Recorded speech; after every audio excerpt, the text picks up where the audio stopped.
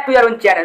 तो इस चैनल पे आपको आईसीएससी बोर्ड का क्लास 9th का एक्सप्लेनेशन मिलने वाला है, तो सब्सक्राइब कर लो इसको, ठीक है, आपके फायदे का बात है। तो पिछले वीडियो में हमने पार्ट 1 को कवर किया था, बायोलॉजी पार्ट 1, और इसमें हम पार्ट 2 करने वाले हैं, पार्ट 2। तो चलिए शुरू करते हैं। तो हमने पिछले वीडियो में पढ़ा, उसको भी हम यहाँ रिवाइज करेंगे। तो चैप्टर का नाम है, ये मैंने शॉर्ट नोट्स दिया है, आप चाहे तो इसको कॉपी कर सकते हैं, ठीक है, कोई भी रेस्ट्रिक्शन नहीं है। तो पहले हम देखा व्हाट इज सेल। तो cell is the basic unit of life found in organism, सबसे छोटा यूनिट है। आगे बढ़ते हैं, सेल क्या है? Cell is structural and fundamental unit of life. Cell structural भी है और फंडामेंटल यूनिट ऑफ लाइफ भी है। स्मॉलेस्ट पार्ट कैपेबल ऑफ, ये सबसे छोटा पार्ट है जो इंडिपेंडेंटली एग्जिस्ट करता है। उसके बाद है डिस्कवरी कैसे हुई इसकी। तो एक साइंटिस्ट थे एंटोनी वैन लुवेनहुक, ठीक है। तो पहली बार रॉबर्ट हुक ने डिस्कवर किया और कंपाउंड माइक्रोस्कोप बनाया, 2 लेंस को लगा के उससे कॉर्क को देखा। कॉर्क जो बियर होता है, बियर उसमें ढक्कन जो होता है उसको कॉर्क कहते हैं। तो कॉर्क को लगाकर, कॉर्क को माइक्रोस्कोप पे रखकर इस तरह से, और उसमें देखा तो उनको डब्बा स्ट्रक्चर दिखा, तो उसको दे दिया क्या? सेल। अब दूसरे जो साइंटिस्ट है एंटोनी वैन लुवेनहुक, और एक बात याद रखिएगा, जो रॉबर्ट हुक थे वो डेड सेल को डिस्कवर किए थे, लेकिन पहली बार सेल को डिस्कवर उन्होंने किया था। एंटोनी वैन हुक दूसरी बार सेल को डिस्कवर किए थे, लेकिन लिविंग सेल को पहली बार डिस्कवर किया था, और इन्होंने बनाया था सिंपल माइक्रोस्कोप जिसमें सिर्फ एक लेंस होता है। अब हम बात करेंगे सेल थ्योरी के बारे में।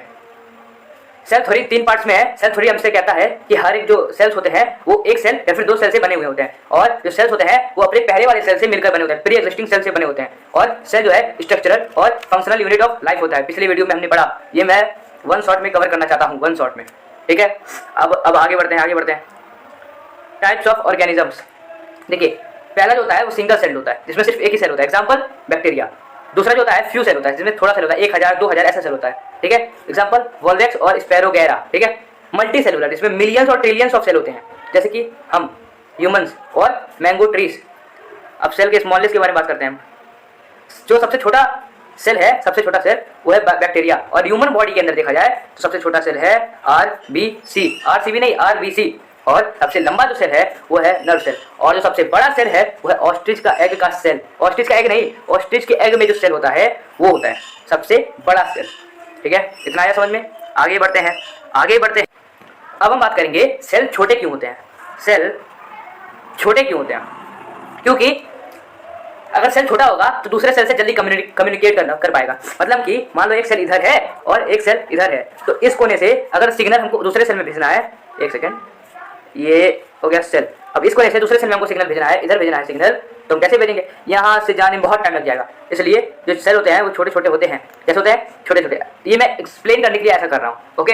फिर उसके बाद आता है, ये चीज़ आप पढ़ लीजिएगा, ये थोड़ा मैथमेटिक्स लगाने वाला चीज़ है। अब सेल के शेप्स कहते हो कैसे होते हैं? तो बहुत सारे टाइप्स के शेप होते हैं, फिक्स्ड नहीं है कि कोई रेक्टेंगल होगा, कोई सर्कल होगा, एकदम फिक्स नहीं है, ठीक है। हटा देते हैं इसको।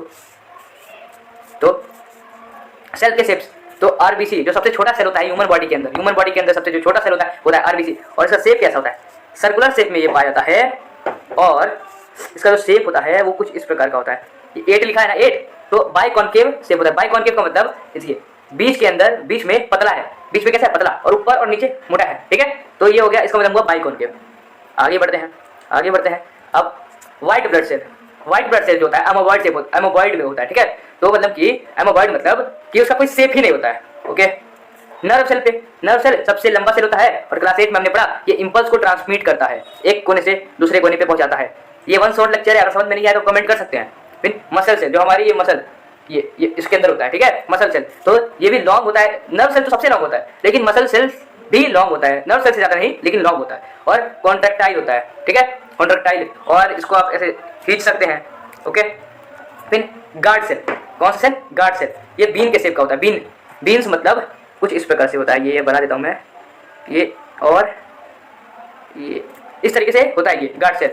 तो आप यहाँ ध्यान से देखेंगे, यहाँ बीच में गैप है, क्या है गैप। तो ये क्या होता है? पिछले वीडियो में हमने पढ़ा कि ये जो होता है, ये क्या होता है?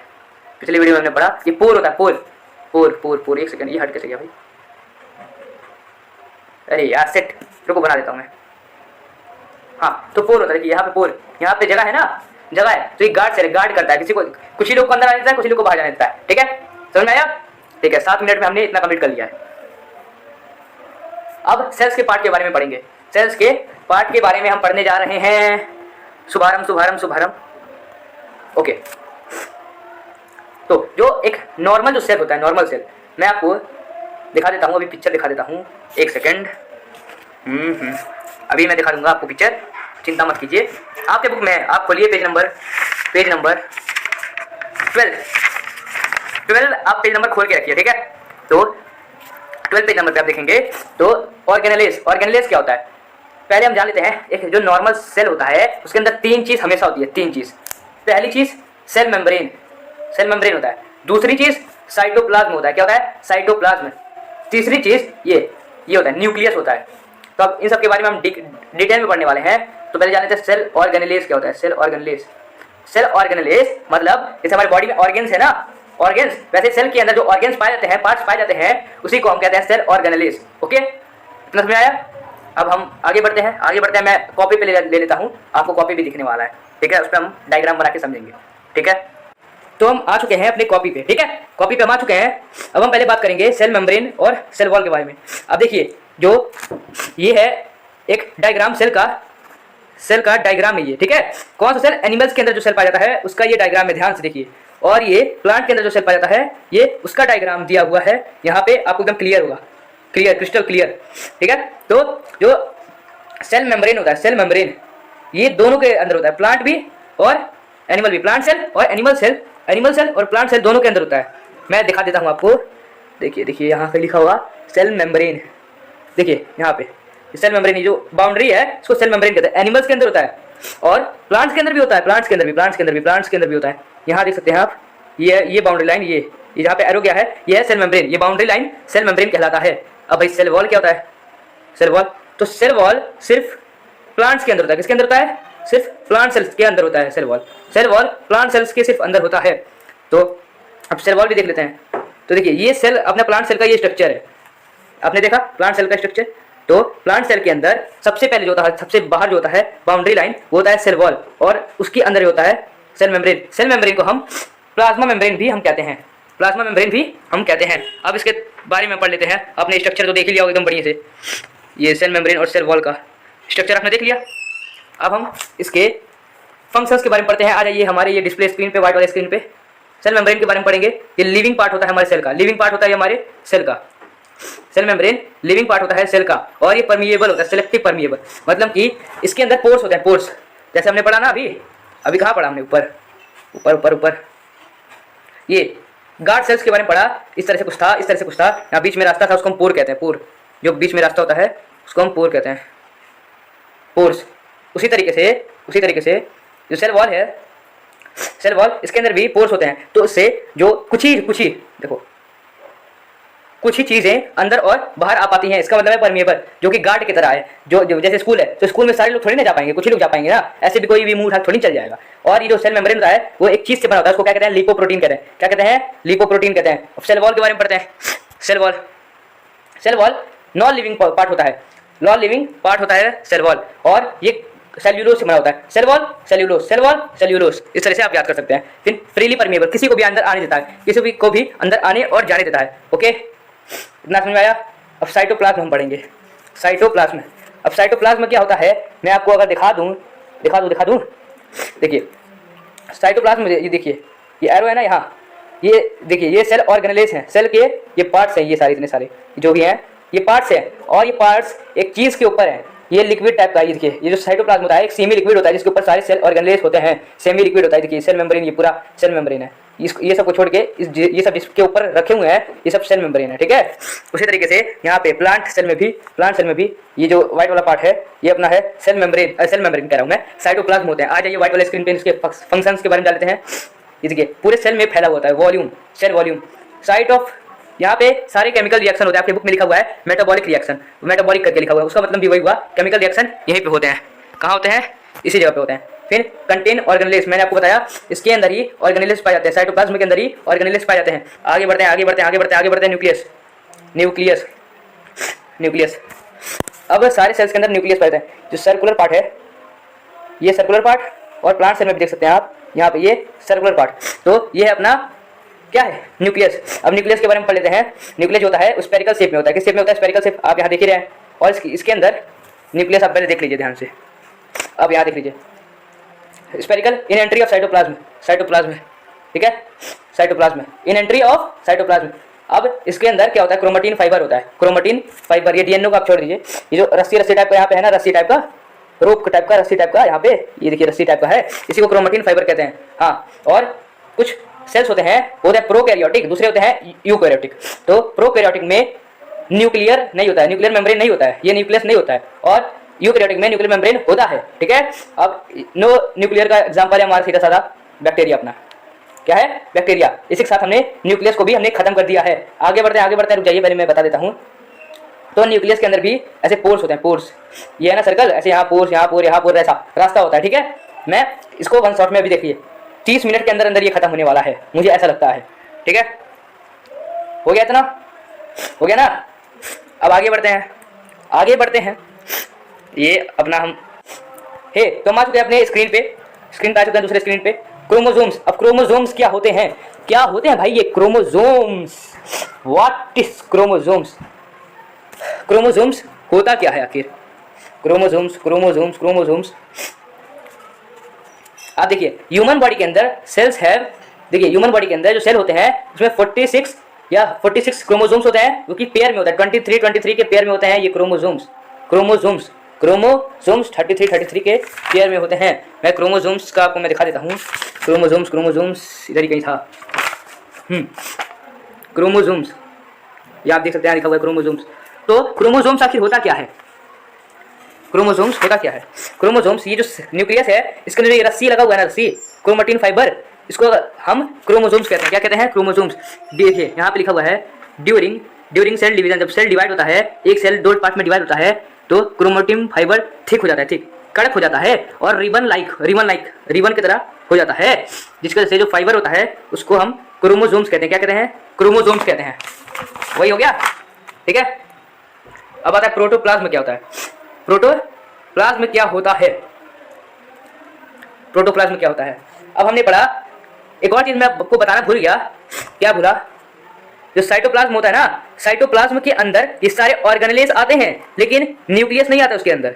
न्यूक्लियस अपना वही जगह पे है, न्यूक्लियस वही जगह पे है। ये अपना सेल है, सेल के ऊपर से लिक्विड है, इस लिक्विड के ऊपर सारे ऑर्गेनेल्स आते हैं, लेकिन अपना जो न्यूक्लियस है वो किसी के ऊपर नहीं आता है, ठीक है। तो साइटोप्लाज्म मतलब कि सेमी लिक्विड जिसके अंदर न्यूक्लियस नहीं आता है, बाकी सारा ऑर्गेनेल्स आते हैं सेल के, ठीक है।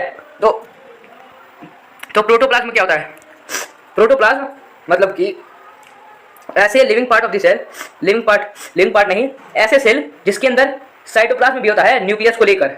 न्यूक्लियस के साथ अगर साइटोप्लाज्म है तो उसको हम प्रोटोप्लाज्म कहेंगे। क्या पढ़ा हमने? साइटोप्लाज्म के साथ अगर न्यूक्लियस है तो उसको हम प्रोटोप्लाज्म कहेंगे। प्रोटोप्लाज्म हम कहेंगे। अब एंडोप्लाज्मिक रेटिकुलम के बारे में हम पढ़ लेते हैं। आप आ जाइए यहाँ पे हमारे ये छोटे से स्क्रीन पे, मैं आपको दिखा देता हूँ एंडोप्लाज्मिक रेटिकुलम। ये जो होता है अपना एंडोप्लाज्मिक रेटिकुलम होता है, ठीक है। ये रफ भी होता है, देखिए रफ। अब कैसे पहचानेंगे कि कौन सा रफ है कौन सा स्मूथ है?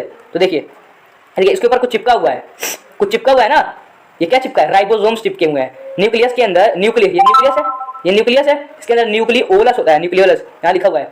न्यूक्लियर मेम्ब्रेन, न्यूक्लियस है, न्यूक्लियस के अंदर भी ऐसे मेम्ब्रेन होते हैं, दीवार होते हैं, न्यूक्लियर मेम्ब्रेन। और जो अपना न्यूक्लियस के अंदर न्यूक्लियोलस होता है, तो ये क्या बनाता है? ये राइबोसोम्स बनाता है। जो पतला रास्ता है गया, ये पोर है ना, पोर यहाँ पे इधर से निकल जाता है राइबोसोम्स। और अगर रफ होता है, रफ एंडोप्लाज्मिक रेटिकुलम रफ होता है तो इस पे चिपक जाता है, और अगर नहीं रफ होता है तो इसे स्मूथ रहता है। देखिए इस पे चिपका नहीं है, इस पे चिपका हुआ है, ठीक है। तो ये रफ है और ये स्मूथ है, तो हमने आप अपने ये व्हाइट स्क्रीन पर आइए।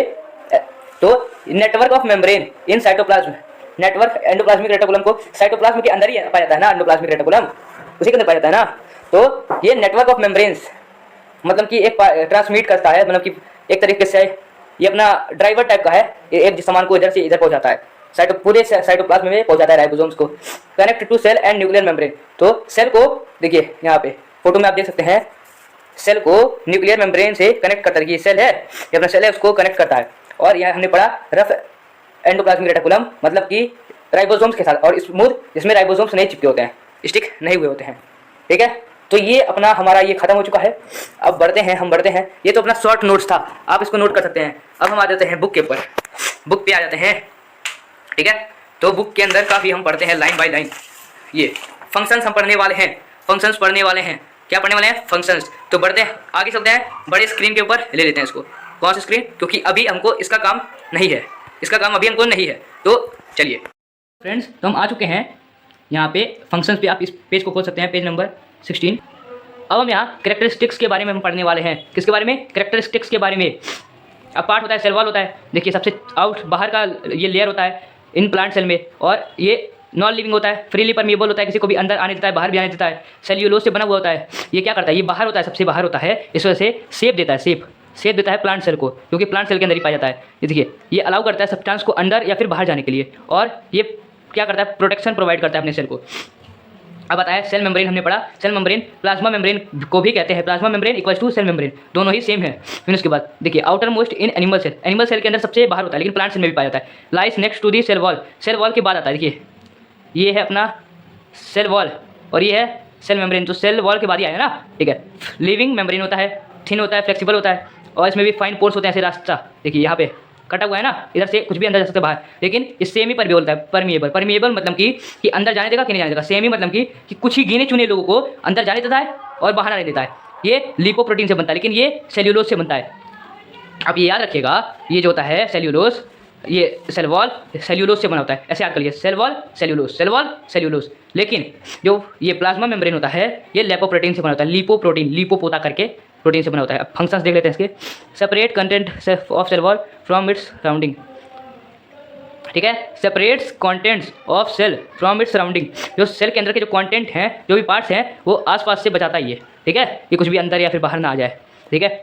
Regulate the entry of solute and ions, ये सब एंट्री ऑन्ट्री का काम करता है ये। Maintain shape of this cell in animal, अब देखिए सबसे बाहर प्लांट्स में सबसे बाहर तो ये है, तो यही शेप प्रोवाइड करेगा, लेकिन एनिमल में तो सबसे बाहर ये है, तो एनिमल्स में ये प्रोवाइड करेगा शेप, ठीक है। एनिमल्स में ये प्रोवाइड करेगा और प्लांट्स में सेल वॉल प्रोवाइड करेगा। एनिमल्स में प्लाज्मा मेम्ब्रेन और प्लांट्स में सेल वॉल, ठीक है। अब साइटोप्लाज्म, ऑल दी पार्ट, यहाँ हमने पढ़ा था कि जितने भी पार्ट्स होते हैं अपना सेल वॉल, सेल के अंदर, सेल मेम्ब्रेन के अंदर, सेल के अंदर, प्लाज्मा मेम्ब्रेन के अंदर, plasma membrane equals to cell membrane, तो जो भी बोले प्लाज्मा मेम्ब्रेन के अंदर जितने भी पार्ट्स होते हैं न्यूक्लियस को छोड़ के, उसको हम साइटोप्लाज्म कहते हैं। All parts together inside, plasma membrane के अंदर जितने भी पार्ट होते हैं न्यूक्लियस को छोड़ के, उसको हम साइटोप्लाज्म कहते हैं। ये साइटोप्लाज्म है, ये white structure. Contains a mixture of water, water होता है और सॉल्यूबल इनऑर्गेनिक और ऑर्गेनिक कंपाउंड्स होते हैं, एंड वेरियस ऑर्गेनेल्स, ऑर्गेनेल्स मतलब कि हमने पढ़ा सेल के पार्ट्स होते हैं इसके अंदर। अब देखिए, अगर मान लीजिए आपको फंक्शंस बोला लिखने के लिए, तो सेल वॉल को छोड़ के आप प्लाज्मा मेम्ब्रेन के अंदर और प्लाज्मा मेम्ब्रेन के अंदर जितने भी पार्ट्स आते हैं, उसका अगर फंक्शंस लिखने के लिए बोला, फिर डिफरेंशिएट करने के लिए बोला, तो एक पॉइंट आप लिख सकते हैं कि अगर वो प्लाज्मा मेम्ब्रेन के अंदर आता है तो लिविंग है, प्लाज्मा मेम्ब्रेन के अंदर आता है तो लिविंग है, तो एक पॉइंट आप बढ़ा सकते हैं, इससे आपको एक्स्ट्रा मार्क मिल सकते हैं, extra marks. Different organelles content in it perform different function, अब इसके अंदर बहुत सारे अलग अलग ऑर्गेनेल्स पार्ट्स होते हैं सेल के, क्योंकि अलग अलग फंक्शन करते हैं। फिर देखिए मेटाबॉलिक एक्टिविटीज़, मतलब केमिकल रिएक्शन इसके अंदर अकर करते हैं, ठीक है। Medium of initial steps of respiration, ये रेस्पिरेशन में भी ये अपना काम करता है, ओके। आते हैं एंडोप्लाज्मिक रेटिकुलम पे, एंडोप्लाज्मिक रेटिकुलम पे, इसको हम थोड़ी देर कर लेते हैं। ये है अपना, एक सेकंड, इसको हम नीचे लिए, एंडोप्लाज्मिक रेटिकुलम, ये है एंडोप्लाज्मिक रेटिकुलम, ठीक है। ये देखो ऐसे करके निकला हुआ होता है, ये regular network of single membrane, इसमें भी मेम्ब्रेन होता है, दीवार होता है इसमें भी, तो हो गया, दीवार आ गया अपना, इसमें भी दीवार होता है, ठीक है। हमने पढ़ा दीवार होता है इसके अंदर, और राइबोसोम्स को इधर से इधर पहुंचाता है, okay. It contained with the plasma membrane, continuous with the plasma membrane on the outside and nuclear membrane, ये न्यूक्लियस के बाहर का जो पार्ट होता है इसको न्यूक्लियर मेम्ब्रेन कहते हैं। तो इससे न्यूक्लियर मेम्ब्रेन और प्लाज्मा मेम्ब्रेन से ऐसे कनेक्ट रहता है, ठीक है। ऑन दी इनसाइड में भी रफ और स्मूथ, ये रफ भी हो सकता है, स्मूथ भी हो सकता है। अब कैसे पता करेंगे? अगर रफ होगा तो उसमें राइबोसोम्स चिपके होंगे, देखिए यहाँ डॉट डॉट है ना, चिपके हुए हैं, लेकिन स्मूथ होगा तो ये डॉट डॉट नहीं होगा, चिपका नहीं होगा। माइटोकॉन्ड्रिया को हम power house of the cell भी कहते हैं, आपने पढ़ा होगा। तो वेरियस शेप बट यूजुअली ये आपके काम का नहीं है। डबल वर्ल्ड, देखिए इन सब में दीवार है, लेकिन इसमें दो दीवार है। माइटोकॉन्ड्रिया के पास अपना खुद का एक डीएनए होता है, also contain its own ribosomes. Nucleolus से हमने पढ़ा राइबोसोम्स निकलते हैं, लेकिन माइटोकॉन्ड्रिया के पास भी अपना राइबोसोम्स होता है। देखिए इतना पावरफुल है अपना माइटोकॉन्ड्रिया, देखिए release energy synthesis of respiratory enzymes का सिंथेसिस इसके अंदर होता है। माइटोकॉन्ड्रिया के अंदर रेस्पिरेटरी एंजाइम्स का सिंथेसिस होता है रेस्पिरेटरी एंजाइम्स का, ठीक है। तो ये अपना माइटोकॉन्ड्रिया हो गया। समझ में आया? नहीं आया तो बोलो। देखिए हमने यहाँ एक चीज़ भूल गए थे हम। देखिए ये सब सिंथेसिस और ट्रांसपोर्ट करता है प्रोटीन और फैट को। राइबोसोम से ऐसे ट्रांसपोर्ट करने का काम करता है। अगर ट्रांसपोर्ट का अगर कहीं लिखा हुआ है तो प्रोटीन और फैट को ये ट्रांसपोर्ट करता है एक जगह से इधर, इधर से इधर, इधर से इधर, इधर से इधर ट्रांसमिट करता है, ट्रांसपोर्ट करता है। मैंने बताया था आपको ये ट्रांसपोर्ट करता है, ड्राइवर टाइप का ड्राइवर। इसके बाद आता है गोल्गी अपार्टस। गोल्गी अपार्टस को अगर हम देखें इसके अंदर अगर हम देखें गोल्गी अपार्टस, तो देखिए ये जो पार्ट है अपना गोल्गी अपार्टस है, ठीक है। ये क्या है? Golgi apparatus. ये भी गोल्गी अपार्टस है। अब इसके बारे में पढ़ लेते हैं हम। Stack of flattened membrane. आपको सिर्फ एक चीज़ जानने की जरूरत है यहाँ पे, बाकी आप पढ़ सकते हैं। तो गोल्गी अपार्टस जो होता है अपना, इसके अंदर एक्रोसोम ऑफ स्पर्म बनता है, ठीक है। तो हम यहाँ थे, ये स्ट्रक्चर है गोल्गी अपार्टस का। तो ये है स्ट्रक्चर स्पर्म का, किसका? स्पर्म का। तो ये जो अपना होता है, इसका आगे का जो पार्ट होता है, आगे का पार्ट, सामने का part, formation of acrosome of sperm. तो आगे का जो पार्ट होता है वो इसमें बनता है। तो ये लिख सकते हैं formation of acrosome of sperm take place in Golgi apparatus. आपको इतना जानने का ज़रूरत है, बाकी सब आप पढ़ सकते हो। आगे बढ़ते हैं। आगे है हमारा राइबोसोम्स जो कि एंडोप्लाज्मिक रेटिकुलम के ऊपर चिपका हुआ था। राइबोसोम्स तो ये स्मॉल ग्रैनुलेस होता है। ये देखिए, तो ये जो होता है ये एंडोप्लाज्मिक रेटिकुलम पे चिपका रहता है। अगर एंडोप्लाज्मिक रेटिकुलम सॉफ्ट है, तो ये पूरे साइटोप्लाज्म पे फैला हुआ होगा, अगर सॉफ्ट नहीं है तो वहीं पे फैलेगा ना, और अगर रफ है तो एंडोप्लाज्मिक रेटिकुलम पे चिपक जाएगा। तो न्यूक्लियोलस के अंदर बनता है, यहाँ से निकल के इस पर चिपक जाता है। हो गया? समझ गए? Lysosomes membranes six bodied of Golgi bodies. आपको ये जानने की जरूरत नहीं है, आप ये पढ़ लीजिए। कंटेन 40 डिफरेंट टाइप ऑफ, इसके अंदर 40 डिफरेंट अलग अलग टाइप के एंजाइम्स होते हैं, और ये इंट्रासेलुलर डाइजेशन करता है। और इसको हम सुसाइड बैग भी कहते हैं। क्या कहते हैं? ये देखिए लिखा है, सुसाइड बैग भी कहते हैं। क्यों कहते हैं? ये मान लीजिए ये मेरा हाथ है, ये कट लग गया, पेन से हम किए हैं लेकिन कट लग गया मान लो। तो यहाँ पे जो ये लाइसोसोम्स होंगे वो इसके ऊपर जो जम्स होते हैं, या फिर अगर मान लो कट गया या फिर यहाँ का सेल पुराना हो गया तो वो इसको डिस्ट्रॉय कर देते हैं और नियल आते हैं। तो आप ठंडी में देखेंगे यहाँ से चमड़ियाँ निकलने लगती हैं, फिर नई चमड़ियाँ आती हैं। उसी तरीके से ये डिस्ट्रॉय कर देता है, ठीक है। यहाँ लिखा हुआ है व्हेन सेल इज ओल्ड या फिर इंजर्ड हो जाता है तो ये डिस्ट्रॉय कर देता है ऑर्गेनेलेस को, और नए ऑर्गेनेलेस आ जाते हैं। और ये सब आप पढ़ सकते हैं। ये वन शॉट है ना भाई, तो आप पढ़ ही सकते हैं। आता है सेंट्रोसोम्स के बारे में पढ़ लेते हैं। अब सेंट्रोसोम्स के अंदर 2 सेंट्रियोल्स होते हैं, ठीक है।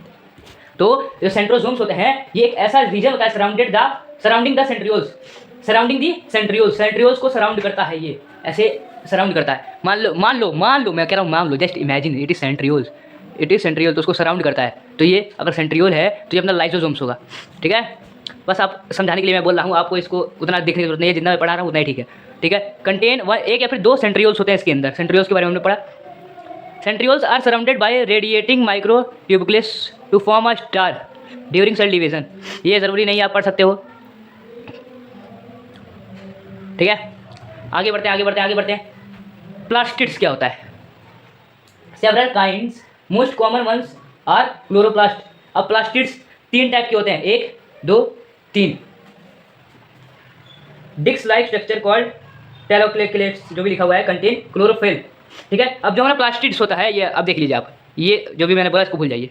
प्लास्टिड्स जो होते हैं इनके पास खुद का डीएनए होता है, जैसे माइटोकॉन्ड्रिया के पास होता है अपना खुद का डीएनए। अब प्लास्टिड्स भी 3 प्रकार के आते हैं। पहला हम देख लेते हैं। पहला है क्रोमोप्लास्ट। क्या है? क्रोमोप्लास्ट इम्पार्ट कलर, और अब जो भी फ्लावर्स होते हैं, उसमें फ्लावर्स को कलर देने का काम कौन करता है? फ्लावर या फिर फ्रूट्स को कलर देने का काम कौन करता है? क्रोमोप्लास्ट। देखो कोई प्लांट है, फूल का प्लांट है या फिर फल का प्लांट है, तो उसको कलर देने के लिए, जैसे मैंगो येलो है तो उसको कलर कौन देता है? ये क्रोमोप्लास्ट। फिर क्लोरोप्लास्ट। अब हमारा जो होता है फॉर फोटोसिंथेसिस कंटेन, अब हमारा जो पत्ता होता है, पत्ता लीफ जो होता है वो ग्रीन कैसे होता है, क्लोरोप्लास्ट होता है, इसी की वजह से वो ग्रीन होता है। क्लोरोप्लास्ट उसको ग्रीन कर देता है, ग्रीन कर देता है। ठीक है, समझ में आया। अब होता है लीकोप्लास्ट। लीकोप्लास्ट में कोई भी पिगमेंट नहीं होता, कोई भी, और ये इसके अंदर पिगमेंट नहीं होता है, देखिए पिगमेंट नहीं होता है, ये स्टार्च को स्टोर करता है, इसको स्टार्च को। अब आता है मेन चीज़ पे, ये आपका मेन चीज़ है। ओके 14 मिनट का हमारा वीडियो हो चुका है। हमने सोचा था 30 मिनट में हम ख़त्म कर देंगे, लेकिन ख़त्म हो जाएगा, चिंता मत कीजिए आप। न्यूक्लियस, ये सब हटा दीजिए। न्यूक्लियस, ठीक है, न्यूक्लियस होता है सबसे बड़ा पार्ट होता है किसी सेल का, सबसे बड़ा ऑर्गेनेले होता है किसी सेल का, सबसे बड़ा पार्ट या फिर ऑर्गेनेले न्यूक्लियस होता है। ज़्यादातर ये स्पेरिकल शेप का होता है और डेंस होता है, dense. Nuclear membrane with pores, अब जैसे सेल था तो सेल में सेल मेम्ब्रेन था कि नहीं था ना, उसी तरीके से न्यूक्लियस के पास भी अपना ये देखिए, यहाँ पे देखो ये ऐसे क्या है, फिर यहाँ ऐसे क्या है, ये है न्यूक्लियर मेम्ब्रेन। और ये देखिए, अब देखेंगे अपने बुक के अंदर देखेंगे, मैं इसको जूम कर देता हूँ। देखिए यहाँ पे गैप दिया हुआ, गैप, वैसे यहाँ पे भी गैप है, यहाँ पे भी गैप है, तो विथ पोर्स होते हैं, इसमें पोर्स होते हैं। ठीक है, एंड अलग, जिसके से ये सब्सटेंस को अंदर या फिर बाहर जाने का अलाउ करता है। पोर्स है तो अंदर या फिर बाहर वाला सिलसिला तो चलता रहेगा। इसके पास अपना डीएनए होता है, कंटेन नेटवर्क ऑफ थ्रेड। अब ये जो लाइन ऐसे करली जो लाइन है, इसको क्रोमेटिन फाइबर कहते हैं, और क्रोमेटिन फाइबर को निकाल देंगे तो एक चीज़ बना लेगा, ये एक सेकंड, ये नहीं, इस तरह से करके डीएनए, ये क्या है, ये डीएनए है।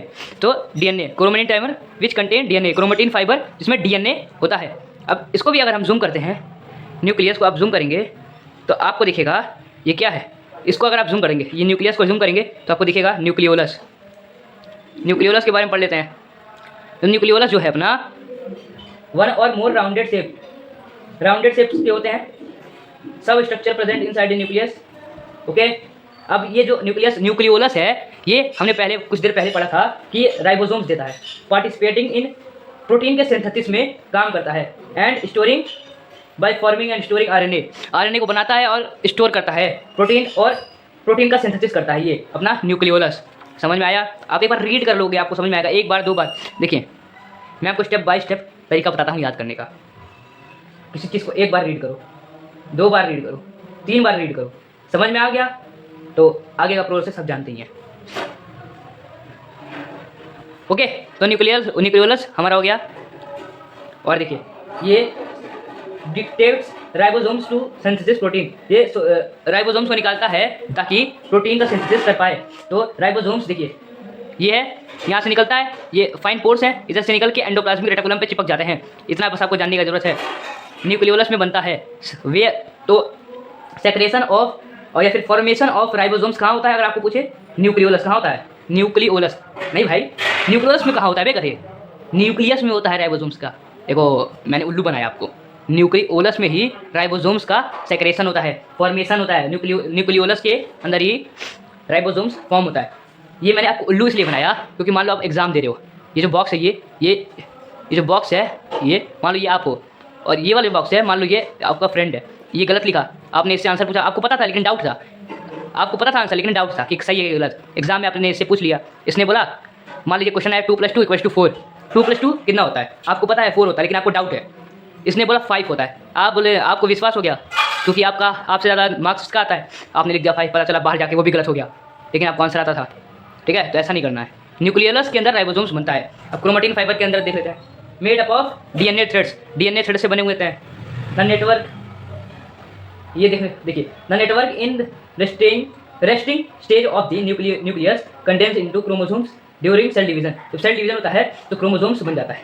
Chromosomes carry hereditary information, chromosomes जो होता है वो हेरिडेटरी इन्फॉर्मेशन स्टोर करता है, कैरी करता है, और द जीन्स फ्रॉम पेरेंट्स और ऑफ टू ऑफस्प्रिंग। जैसे कि हम हैं, ये हमारे पेरेंट्स हैं, तो उनका जो ये क्रोमेटिन फाइबर के अंदर जो डीएनए था उसके अंदर जीन्स होते हैं, जीन्स, जिसकी वजह से पेरेंट्स का कैरेक्टर अपने बच्चों के कैरेक्टर में भी आता है। जो जैसा बाप वैसा बेटा, जैसा बाप वैसा बेटा, जैसी माँ वैसी बेटी, ऐसा अपने हो गया। ठीक है, जीन्स ट्रांसमिट पहुँचाता है पेरेंट्स से ऑफस्प्रिंग, हो गया। अब हम बात कर लेते हैं ये उतना इंपॉर्टेंट नहीं है।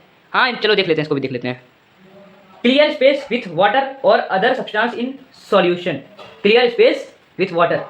अब अगर हम आपको दिखाएं, पहले आप इसको पढ़ लीजिए, ठीक है। प्लांट सेल, जो प्लांट सेल होता है उसमें बड़ा वैक्यूल्स होता है, एनिमल सेल होता है उसमें छोटा सेल होता है, या फिर होता ही नहीं है, होता है लेकिन बहुत ज़्यादा छोटा होता है, बहुत ज़्यादा छोटा, आपको दिखेगा ही नहीं। देखिए वाटर स्टोर करता है और खाने का सब्सटेंस भी स्टोर करता है, ठीक है, ठीक है। कंटेन पिगमेंट लाइक एंथोक्यानन्स, पिगमेंट्स भी होता है इसके अंदर, कंटेन करता है। इन्हें ग्रैनुलिस, ग्रैनुलिस बोले तो अपना वही हुआ, क्या कहते हैं, राइबोसोम्स, क्या राइबोसोम्स, वही ग्रैनुलिस हुआ। स्मॉल पार्टिकल्स, क्रिस्टल और ड्रॉपलेट्स। एक चीज़ मैं आपको बताना भूल गया, न्यूक्लियस जो है सबसे बड़ा पार्ट है, लेकिन लेकिन लेकिन लेकिन कहाँ गया भाई, अपना राइबोसोम्स सेल का सबसे छोटा पार्ट है। ये ग्रैनुलिस है जो सबसे छोटा, ये जो छोटा छोटा है इसको ग्रैनुलिस भी कहते हैं, ग्रैनुलिस। तो राइबोसोम्स सबसे छोटा पार्ट है, तो ग्रैनुलिस, ये अपना ग्रैनुलिस स्टोर स्टार्च और फूड को ये स्टोर करता है, देखिए। एंड देखिए स्टोर स्टार्च और ये ग्लाइकोजीन को भी स्टोर करता है, और फैट कंटेनिंग ग्लोबुलस इसके अंदर होते हैं as food for the cell, food भी होता है सेल के लिए, ठीक है।